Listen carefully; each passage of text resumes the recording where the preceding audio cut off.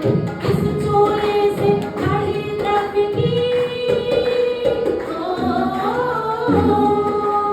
इस चोले से कड़े द्रव्य की शोभा धन पालो त्याग तितिक्षा कारक गेय सुनो जगत वालो बसंत की चोला रंग डालो बसंत की चोला रंग डालो बसंत की चोला रंग डालो युग की यही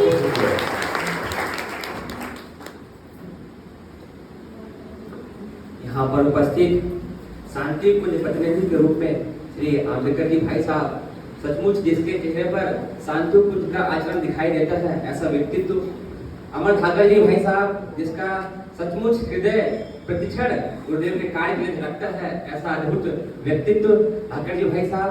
यहाँ पर उपस्थित उपजोन के प्रभारी जिला संयोजक व्यवस्थापक महोदय, साथ ही यहाँ पर उपस्थित प्रत्येक देवतुल्य भाई और देवस्वरूपा बहनों, हमारे लिए आज ये बहुत ही गर्व का क्षण है, बहुत ही खुशी का पर्व भी है कि उपजोन स्तरीय युवा उन्नयन कार्यशाला में हमको भाग लेने का सौभाग्य प्राप्त हुआ है।